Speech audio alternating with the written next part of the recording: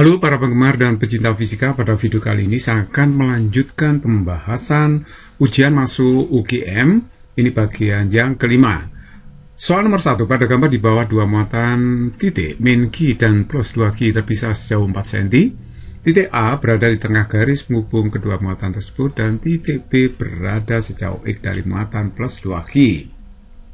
Agar potensial listrik di A sama dengan potensial listrik di B, maka nilai X itu sama dengan berapa? Oke, mari kita jawab. Nah, kita harus mencari dulu potensial di titik A ya. Potensial di titik A itu disebabkan oleh muatan yang sebelah kiri min Q dan juga yang sebelah kanan plus 2Q.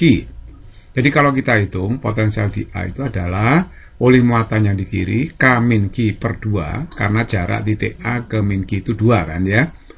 Ini sentimeter tidak usah diubah jadi meter ya, biarkan dalam senti aja karena nanti kita membentuk persamaan.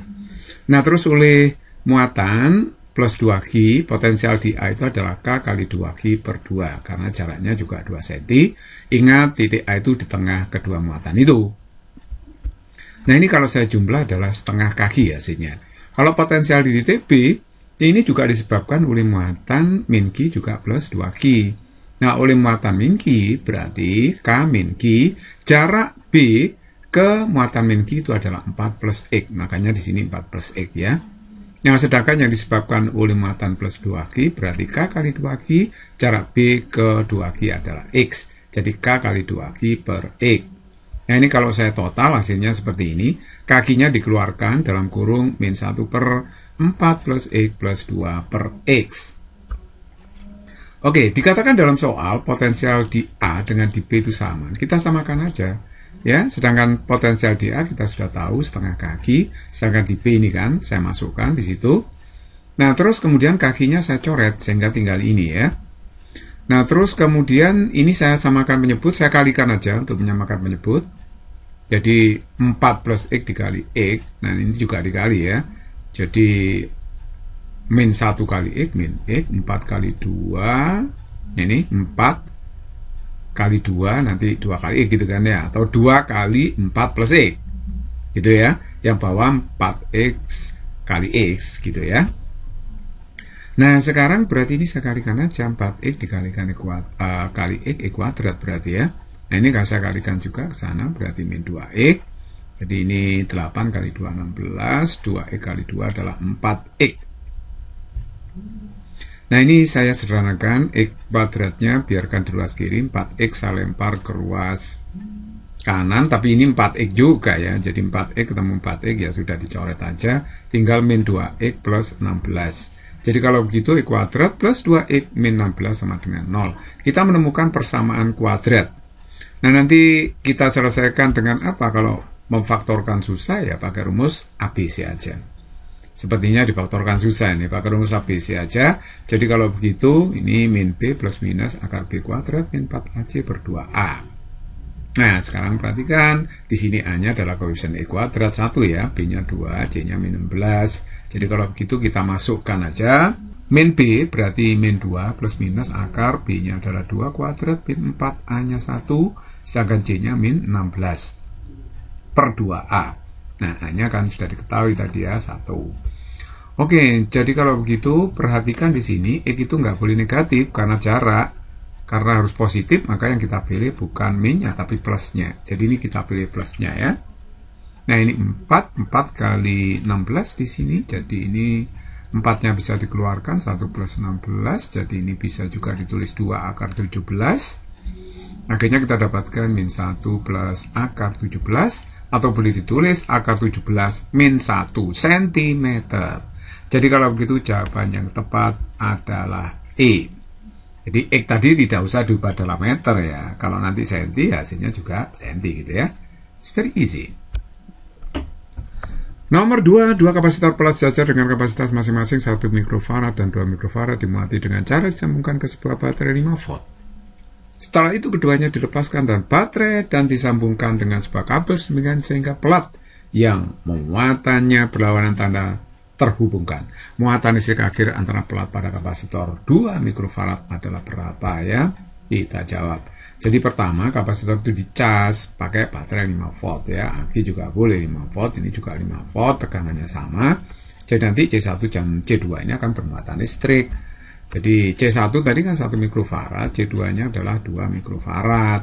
Nah, ini muatan yang tersimpan setelah dicas penuh, muatannya Q1, yang ini Q2 ya.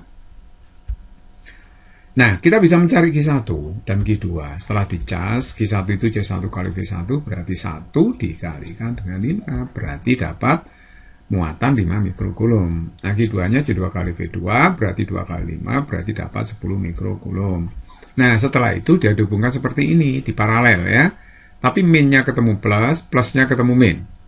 Ini loh, sehingga plat yang muatannya berlawanan tanda dihubungkan. Artinya min ketemu plus, plusnya ketemu min. Nah, ini jenis kapasitor yang polar, artinya punya kutub positif negatif ya. Nah, setelah dihubungkan paralel seperti ini, suatu saat tegangan akan sama antara Q1 aksen dengan Q2 aksen ini. Tegangan yang sama disebut potensial gabungan yang tidak lagi memungkinkan aliran muatan dari kedua kapasitor itu. Nah, V gap-nya itu bisa kita cari, gampang. V gap-nya itu adalah harga mutlak Q1 min Q2, karena ini plus ketemu min ya, min ketemu plus, maka di sini min.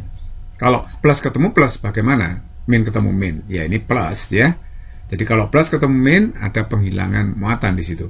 Jadi V gap, Q1-nya 5, sedangkan Q2-nya tadi 10 ya. Nah, C1 tambah C2 itu 3, jadi 5/3 volt. Itulah potensial gabungannya. Nah, kemudian yang ditanyakan muatan listrik akhir antara plat pada kapasitor 2 mikrofarad, berarti kapasitor C2. Jadi Q2 aksen sama dengan C2 kali V gap. Nah, C2-nya itu 2 ya, V gap-nya kan 5/3. Jadi hasilnya 10/3, 10/3 itu 3,33 mikrokulum. Jadi jawaban yang tepat adalah C. Nomor 3, besar energi listrik yang tersimpan dalam kapasitor 5 mikrofarad adalah berapa? Gambarnya seperti ini. Nah, ini ya gambarnya. Jadi ini ada 3 kapasitor, 4 mikro, 7 mikrofarad, 5 mikrofarad, dipasang seperti ini, lalu dihubungkan dengan tegangan DC 12 volt. Ini saya beri tanda-tanda, titiknya X, ini Y, itu Z ya.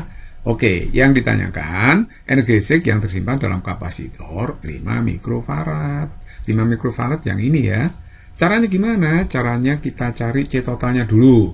Jadi ini kita paralel dulu. Kalau di paralel jumlah ya, 7 tambah 5, 12. Kalau seri sepermusnya. Kalau paralel langsung dijumlah. Berarti kalau begitu 12 dengan 4 itu seri. Kalau seri rumusnya seper ya. Jadi seper C total itu seper 12 plus seper 4. Nah, ini seperempat dijadikan penyebutnya sama 3/12, berarti 4/12. C-totnya 3 mikrofarad. C-totalnya berarti C-tot kali V-tot. C-totnya 3, V-totnya 12. Jadi kalau begitu C-totalnya ketemu 36 mikrokulum. Nah, sekarang kita mencari ini Q EY dengan Q YZ. Karena ini rangkaiannya seri, Q-nya itu sama ya. Jadi Q di 4 mikrofarad sama 12 mikrofarad sama. Jadi Q EY sama dengan Q YZ 36 mikrokulum. Jadi kalau kita mencari VYZ itu bisa, yaitu Q YZ dibagi C YZ. Nah, VYZ 36 dibagi 12 berarti ya. Karena Q YZ kan 36, C YZ itu adalah 12. Berarti kalau begitu hasilnya 3 volt. Nah, dengan modal tegangan ini kita bisa menghitung energi yang tersimpan dalam dalam kapasitor 5 mikrofarad. Energinya saya pakai ini ya, setengah CVYZ kuadrat. Jadi setengah C-nya 5 kali 10 pangkat min 6, karena ini 5 ya mikrofarad, berarti 5 kali 10 pangkat min 6, sedangkan VYZ itu 3 kuadrat. 3 kuadrat kali 5, 45 bagi 2, 22 setengah, jadi kali 10 pangkat min 6 alias 22,5 mikrojoule. Jadi jawabannya adalah E.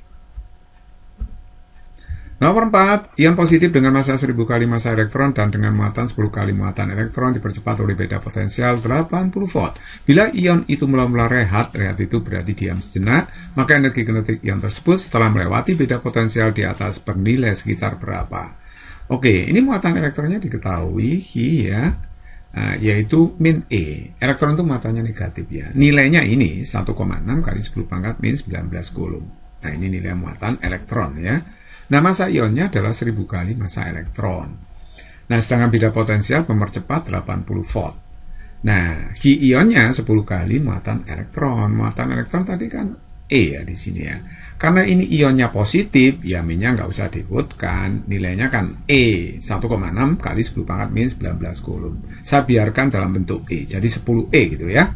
Nah, untuk partikel yang dipercepat, energi kinetik dari hasil percepatannya itu adalah sama dengan perubahan energi potensial dari elektron tersebut. Jadi kalau begitu EK-nya Q kali delta V, jadi massa sama sekali tidak mempengaruhi energi kinetiknya. Ini sebenarnya sudah pernah saya bahas di soal sebelumnya ya, kalau nggak salah di soal SIMA UI.